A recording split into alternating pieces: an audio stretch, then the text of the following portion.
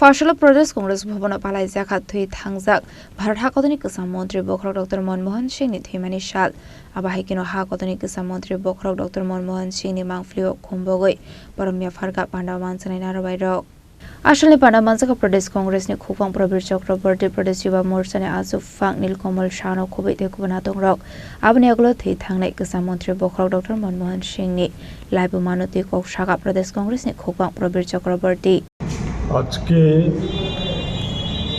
আমাদের দেশের প্রয়াত প্রধানমন্ত্রী ডক্টর মনমোহন সিংয়ের প্রয়াণ দিবস। ওনার অর্থনৈতিক পাণ্ডিত্য নিয়ে সারা বিশ্ববাসী অবগত আছে। আমার এই সম্পর্কে রাজ্যবাসীকে নতুন করে অবহিত করার কিছু নেই।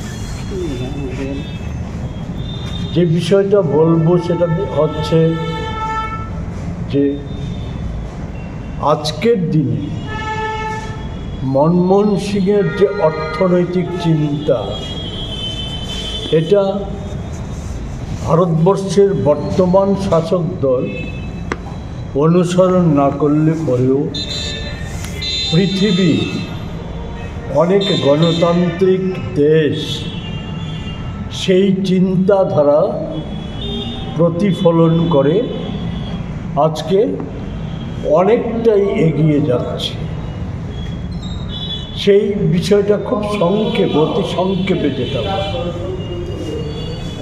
যে কোনো বিষয়ই যে মনমোহন সিং এমন একটা ব্যক্তিত্ব ছিলেন আমাদের দেশে, যখন উদার অর্থনীতির হাওয়া গোটা দুনিয়া জুড়ে, সেই সময় মনমোহন সিংজি প্রথম আমাদের দেশে নরসিংহ রাওয়ের সময়ে আমাদের দেশে অর্থমন্ত্রীর দায়িত্ব পালন করেন।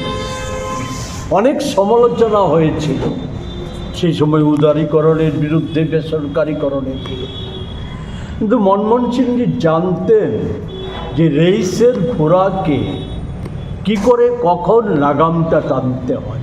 তারই দুটো উদাহরণ। একটা হচ্ছে নরসিংহ রাও সিংয়ের সময়ে উদারীকরণ, বেসরকারীকরণের সারা পৃথিবীব্যাপী আওয়াজ এবং আমাদের দেশেও অর্থনীতিতে তার ধাক্কা, এটা সামাল দিয়েছিলেন শুধুমাত্র একটা সরকারি সংস্থা মারুতি উদ্যোগকে জাপানের সাথে কোলাবোরেশন করে এই পরিস্থিতির সামাল দিয়েছে। এরপরের ইতিহাস আপনারা জানেন। আবার মনমোহন সিংজি যখন সোনিয়া গান্ধীর আবেদনে সাড়া দিয়ে ভারতবর্ষের প্রধানমন্ত্রীর দায়িত্ব পালন করেন, সেই সময়ে 10 বছরে উদারীকরণ, বেসরকারীকরণের প্রচেষ্টা ছিল, কিন্তু এমন কোনো ক্ষেত্র ছিল না, রাষ্ট্রীয় ক্ষেত্র ছিল না যেগুলিকে সম্পূর্ণভাবে বেসরকারীকরণ করা বা বিক্রি করে দেওয়ার মতো, কর্পোরেটদের হাতে তুলে দেওয়ার মতো ঘটনা সংঘটিত হয়েছে। এটাকেই আমি বলছি লাগাম টেনে ধরা। এবং এটাতে কতটা সফল হয়েছিল, 8 সালে পৃথিবীময় আর্থিক সংকট, খুদ আমেরিকায় লকআউট, লে অফ, এই সমস্ত যখন চলছিল, কর্মক্ষেত্রের ছাঁটাই ভয়ঙ্করভাবে বেড়ে গিয়েছিল। রাজাকর আগলে নিশিমাম নিকথুম চিনি খরাং।